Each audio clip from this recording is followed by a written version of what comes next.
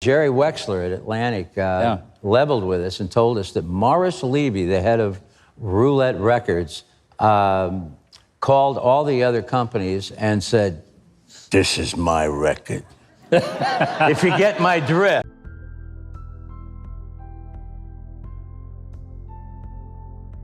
Tommy James should have been wealthier than royalty. By any measure, the numbers were staggering. Between 1966 and 1969, Tommy James and the Shondells were a hit-making machine, second only to the Beatles in terms of singles sold in the United States.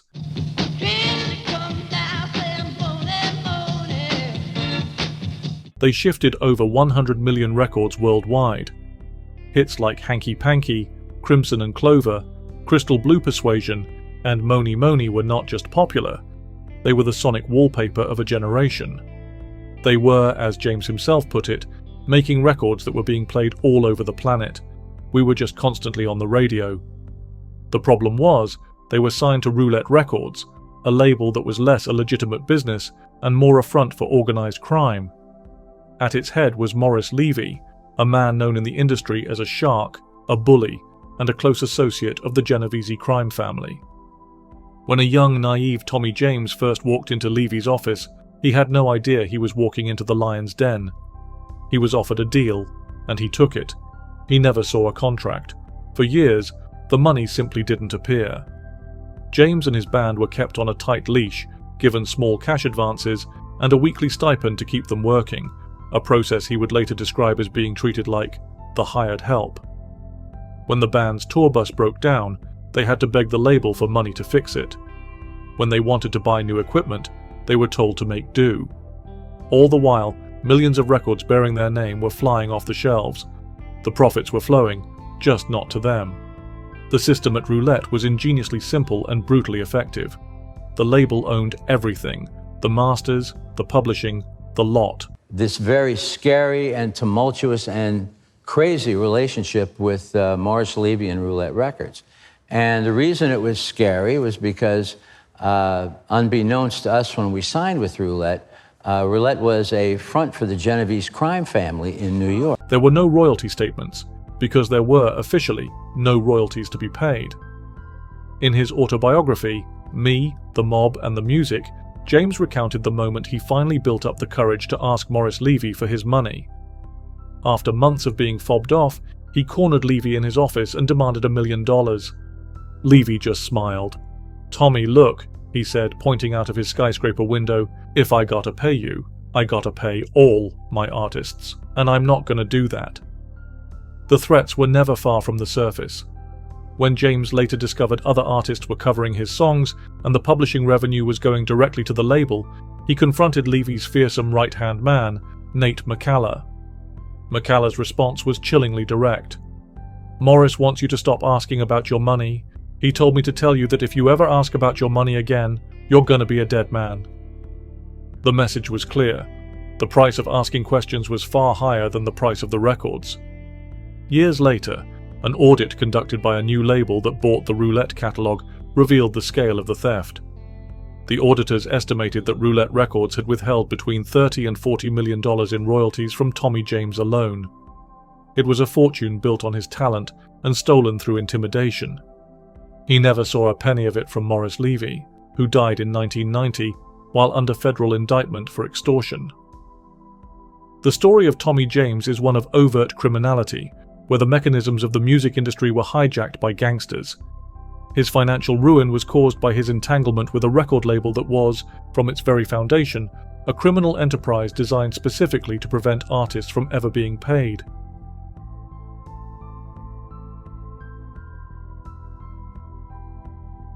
This system, where a record label was structured to function as a financial siphon, wasn't exclusive to the overt criminality of the New York mob.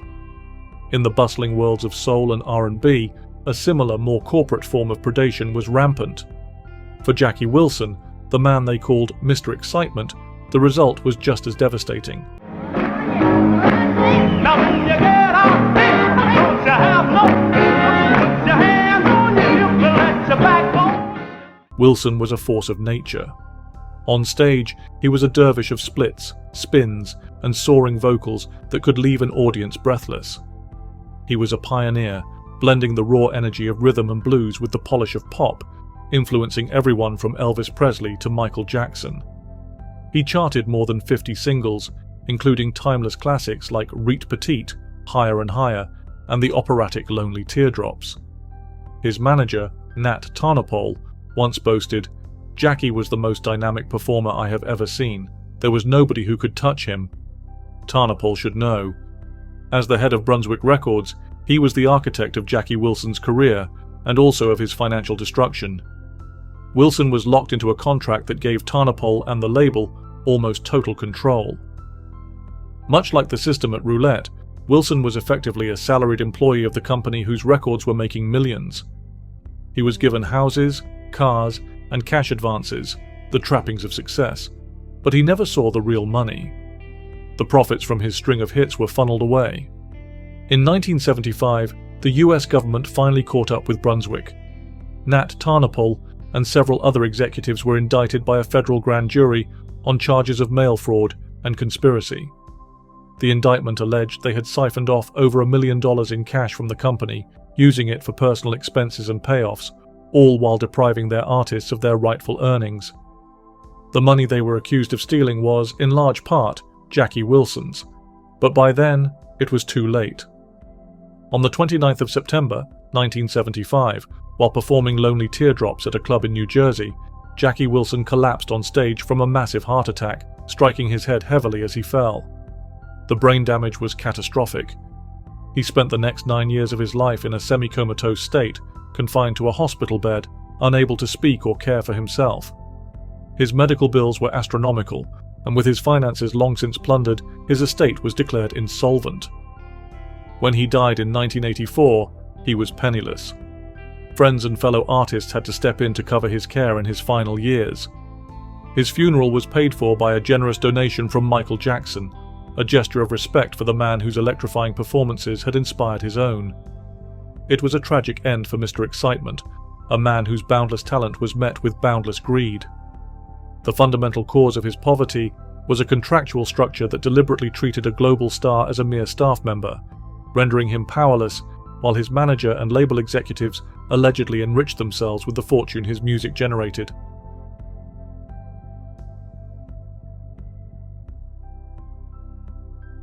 This notion of the star artist as a salaried staff member was not some fringe practice.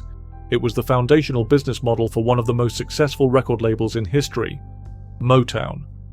And it was a model that David Ruffin, the electrifying lead singer of The Temptations, would challenge at the cost of his career.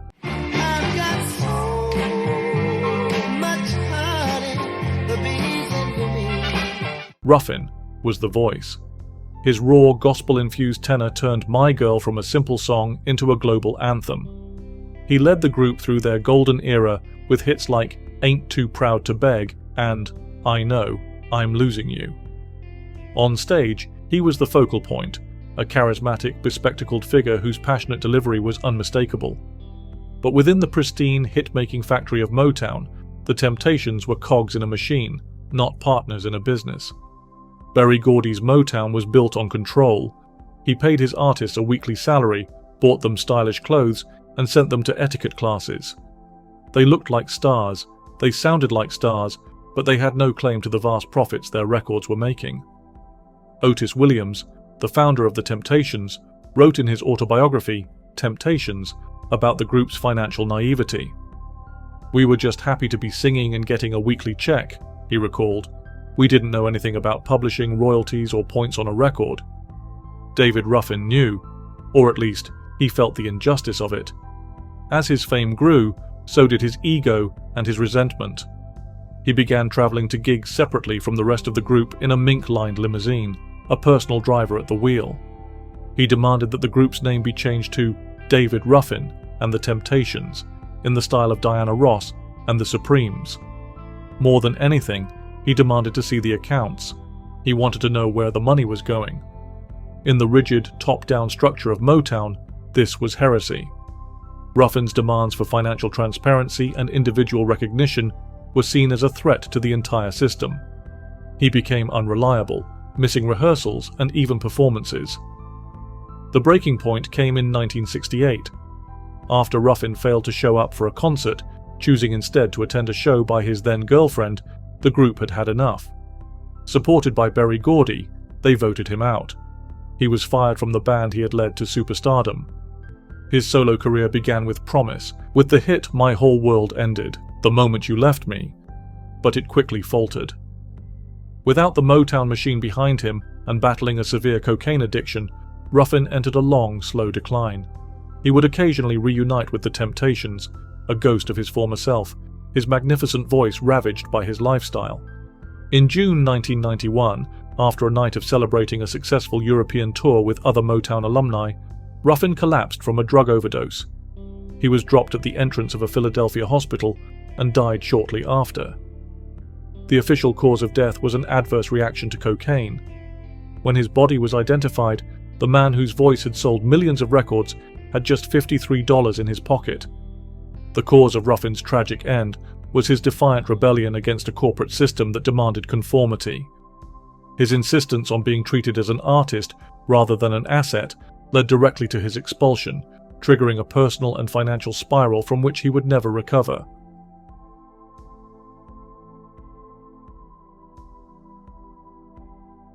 Ruffin's fight was with a corporate machine that sought to control his career. But for other artists, the control was not corporate, it was chillingly personal. The prison was not a record contract, but a marriage. For Veronica Bennett, better known as Ronnie Spectre, the lead singer of the Ronettes, the man who controlled her career was also the man who controlled her life, her husband, the producer Phil Spector.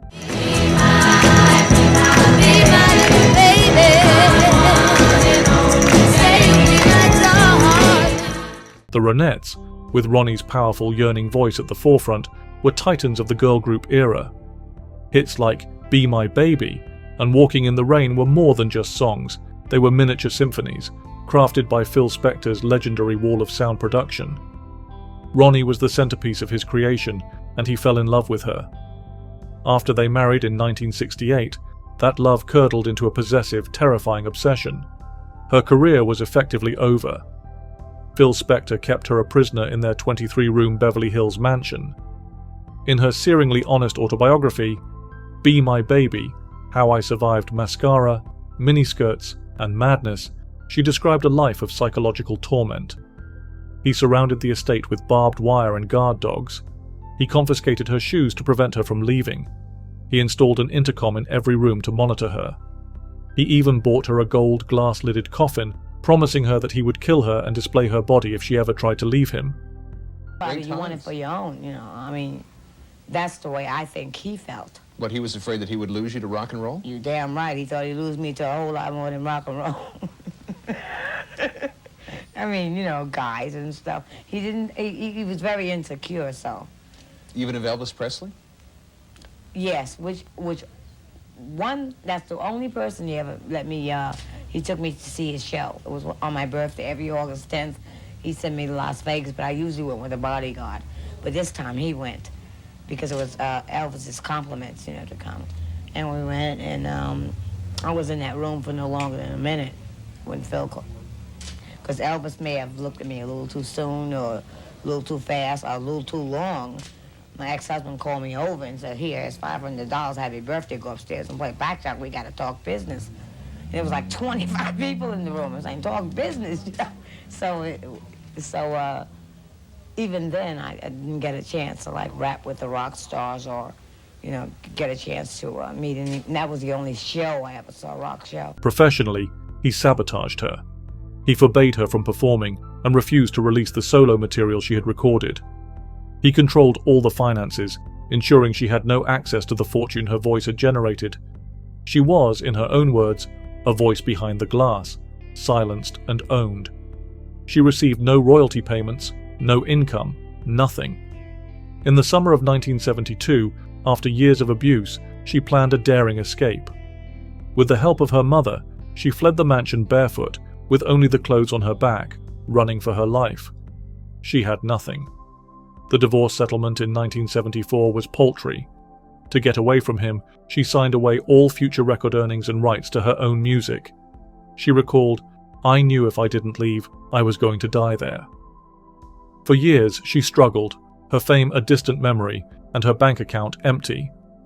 It wasn't until 1988 that Ronnie and the other Ronettes filed a landmark lawsuit against Phil Spector for more than $10 million in unpaid royalties and licensing fees.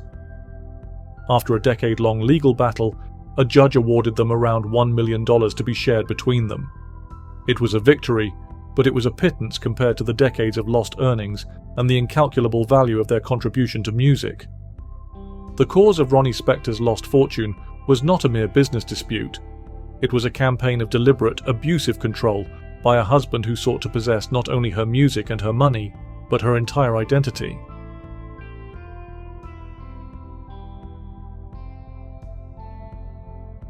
This kind of intense personal control was one way an artist could lose everything.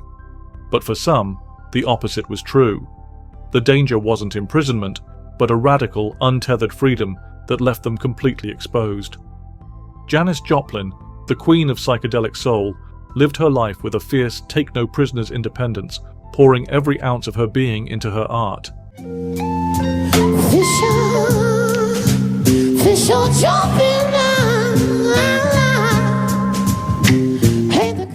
It was this very single-mindedness that left her vulnerable to the machinations of the music business. Joplain was a phenomenon. She burst out of the San Francisco scene with a voice that was one part blues growl, one part whiskey-soaked scream. She was raw, emotional, and utterly captivating. With Big Brother and the Holding Company, and later as a solo artist, she was a supernova of talent, famous for hits like Piece of My Heart and Me and Bobby McGee. She embodied the counterculture ethos of living for the moment, a philosophy she applied to her life and, fatally, to her finances. She simply wasn't interested in the business side of things. Contracts, publishing rights, and royalty statements were a distraction from what mattered, the music and the experience. She left the paperwork to her manager, Albert Grossman, a notoriously tough and shrewd operator who also managed Bob Dylan and the band.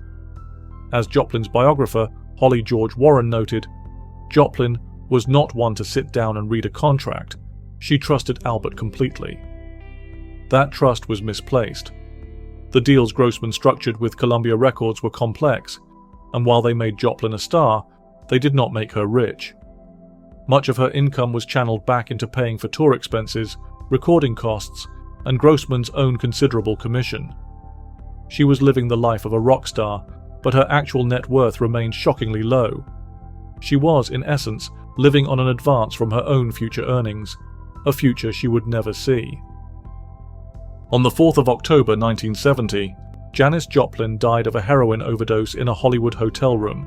She was just 27 years old. At the time, she was finishing work on what would become her most successful album, Pearl. The album was released posthumously and became a colossal hit, soaring to #1 on the charts and eventually selling over 4 million copies. But the woman who had created it died with almost nothing to her name. An inventory of her assets at the time of her death revealed a net worth of only a few $1,000s. Her will left what little she had to her parents and siblings. While her estate would eventually become incredibly valuable through decades of posthumous sales, the iconic, trailblazing artist herself never reaped the financial rewards of her own legend.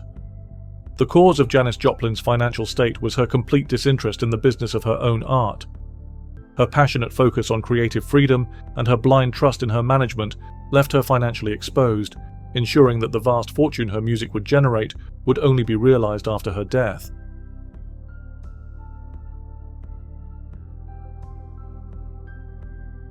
This deliberate disconnect from the business of music, this belief that the art alone was enough, could lead an artist to trust the wrong people. But it could also lead them to trust no one at all. In the psychedelic haze of 1960s Los Angeles, Arthur Lee, the visionary frontman of the band Love, took this mistrust to an extreme that would doom his band to obscurity and him to a life of poverty. I like to perform on stage better than I do in the studio. I'd rather perform in front of people dancing or a large arena or whatever, you know. I like to get my point across that way, but I have more time and I'm not on a rush basis of trying to please or trying to create excitement or wherever, you know what I mean? In the studio, I'm able to just say what I want to say, get out, you listen to it, you hear it, take it, or leave it.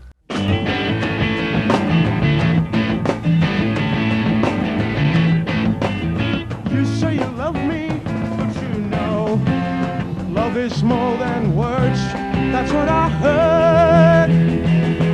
Love was one of the most innovative and critically acclaimed bands of the era. A racially integrated group in a largely segregated scene, they were darlings of the Sunset Strip, influencing everyone from The Doors to Jimi Hendrix. In 1967, they released Forever Changes, an album that is now universally regarded as one of the greatest ever made. It was a baroque, psychedelic masterpiece, a beautiful and terrifying premonition of the end of the hippie dream. As Lee himself sang, "I believe in magic." Why? Because it is so quick.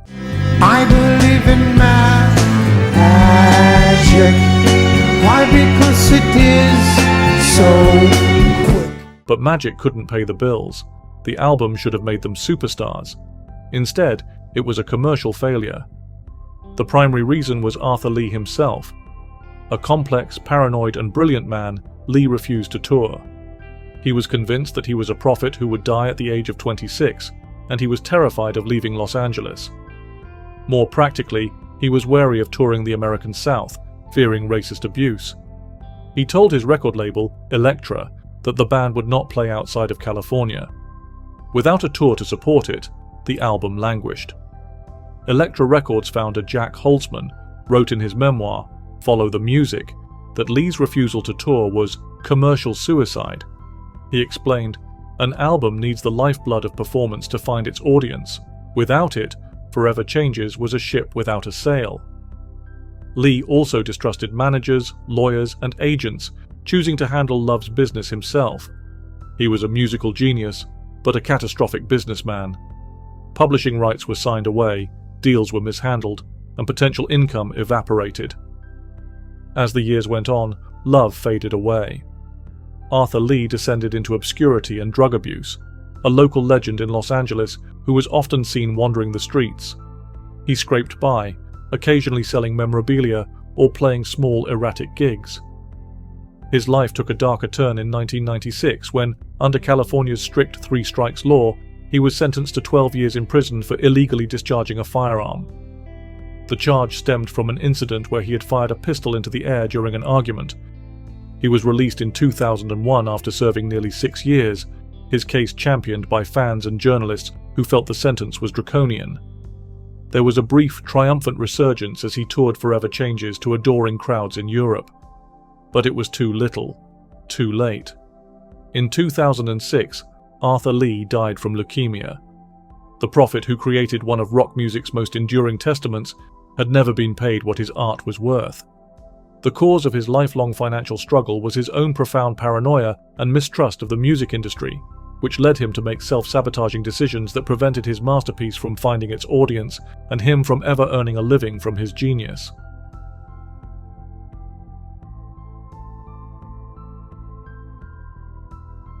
Arthur Lee's profound mistrust crippled his career. But what if the problem wasn't a lack of trust, but having far too much of it placed in the wrong hands? Billy Preston, the keyboard prodigy known as the Fifth Beatle, was the ultimate insider, a beloved and respected musician who played with everyone.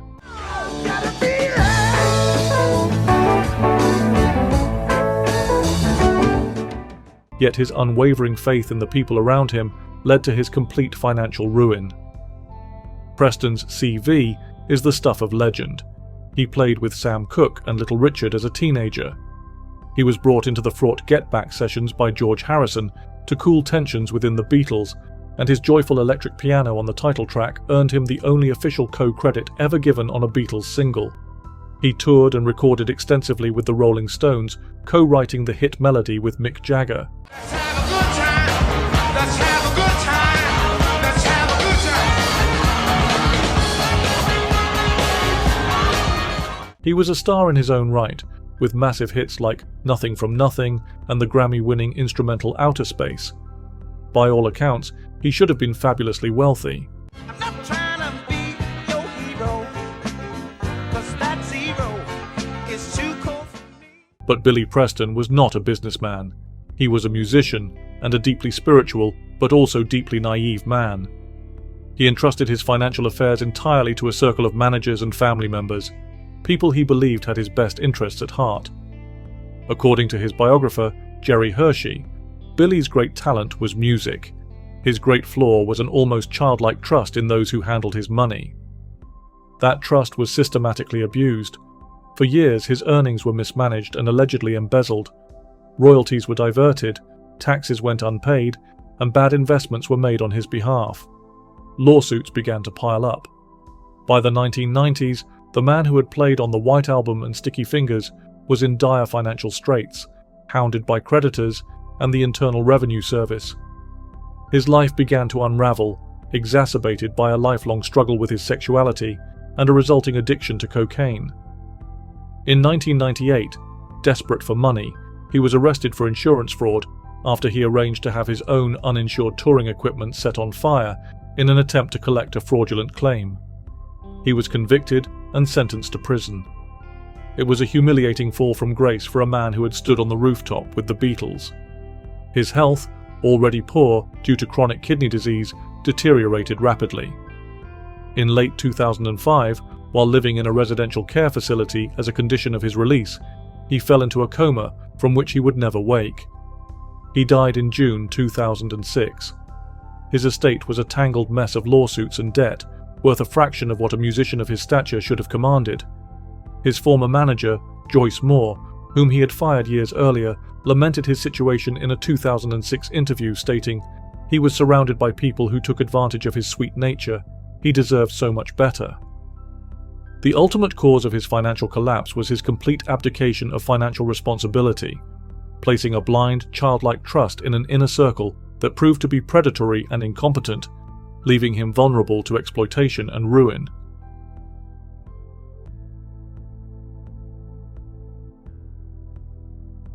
This betrayal by a trusted inner circle left Billy Preston destitute. The stark lesson was that an artist could be destroyed by those closest to them. For some, this reality led not to paranoia, but to a fierce, self-imposed isolation. Cet Baker, the trumpeter whose fragile sound defined an era of jazz, lived a life almost entirely devoid of a stable inner circle, a lone wolf whose solitude was both his artistic strength and his financial downfall.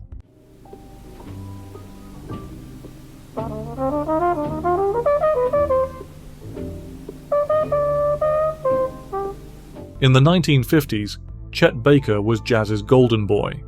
He had film star looks, a hushed, intimate singing voice, and a trumpet style that was pure lyrical poetry. Albums like Cet Baker Sings and his work with the Jerry Mulligan Quartet made him a transatlantic star. He embodied West Coast cool, but even as his fame peaked, the foundations of his life were crumbling. Baker was a heroin addict, and the addiction would define and destroy his life. His career became a chaotic cycle of brilliant performances, arrests, and periods of destitution. He was jailed in Italy and expelled from the UK and West Germany.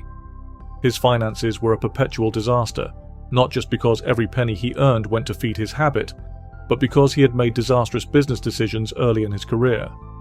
Like so many others, he had signed away the rights to his most famous recordings for quick cash in the 1950s.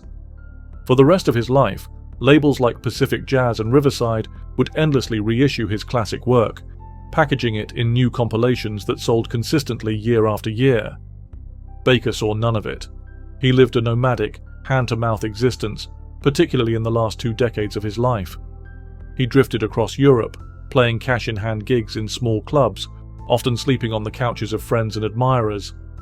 The film director and photographer Bruce Weber, who made the haunting documentary Let's Get Lost about Baker's final years, recalled Baker's transient life. He never had a home. He had his horn, and that was his home. In a rare 1983 interview, Baker laid out the stark reality of his situation with a weary resignation. "I don't see any of the royalties. Never did," he said. "I just get by, somehow." There was no manager fighting for his back catalogue, no lawyer auditing the record labels. There was only Chet, his trumpet, and his addiction. His art was solitary and beautiful. His life was solitary and bleak. In May 1988, Cet Baker's body was found on the street below his second-floor room at the Hotel Prince Hendrik in Amsterdam. He had fallen from the window. Heroin and cocaine were found in his room. He was 58 years old, and despite a legacy of some of the most beautiful jazz music ever recorded, he was broke. The cause of his destitution was a profound and tragic isolation, amplified by a lifelong addiction that severed him from any reliable business structure, forcing him into a nomadic existence where his legendary past generated fortunes for others while he played for tonight's meal.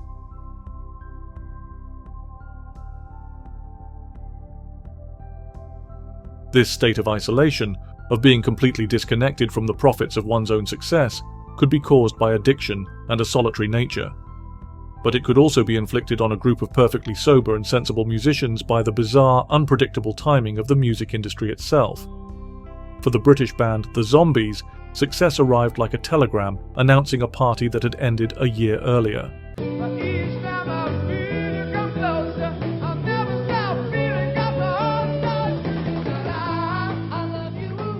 The Zombies were a brilliant, sophisticated band who infused rock and roll with jazz harmonies and melancholic melodies.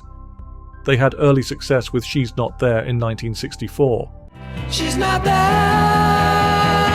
Well, let me tell you about the way she looked, the way she had the color of her hair. But by 1967, they were struggling.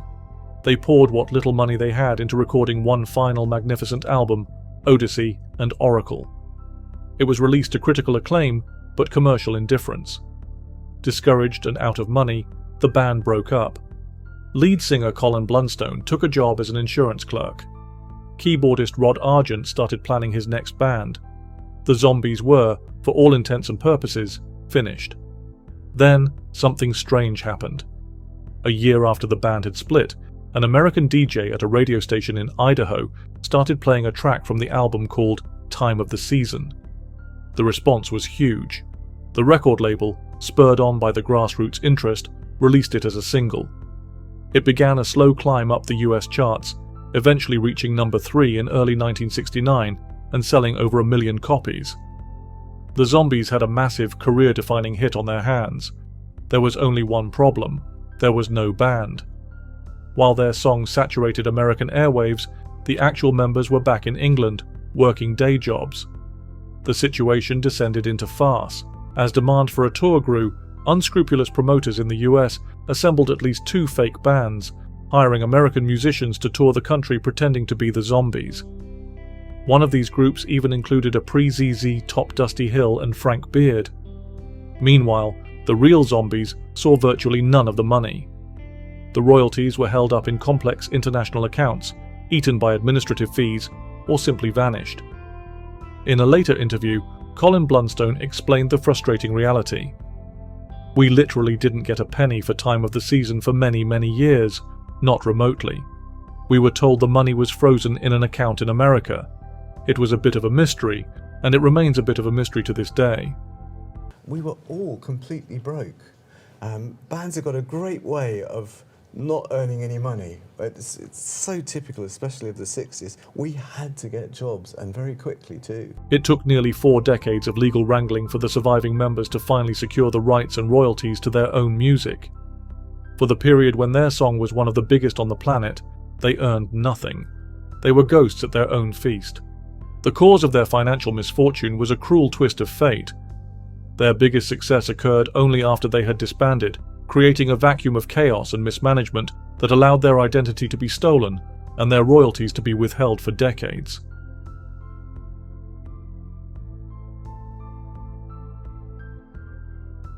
The chaos that cost the Zombies their royalties was the result of a hit record with no band to support it. But this was a fleeting, accidental dysfunction. For Judy Garland, dysfunction wasn't an accident, it was the entire system. She was the product of a Hollywood machine that built her into a global icon, while systematically stripping her of her earnings and her autonomy, a process that began in childhood and never ended.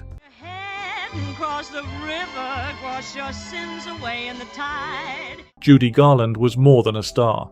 She was a cultural institution. Her performance in The Wizard of Oz and her rendition of Somewhere Over the Rainbow are etched into the fabric of the 20th century. Somewhere over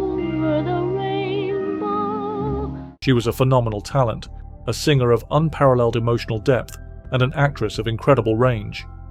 From a young age, she was a commodity for Metro-Goldwyn-Mayer, the most powerful studio in Hollywood. MGM controlled every aspect of her life.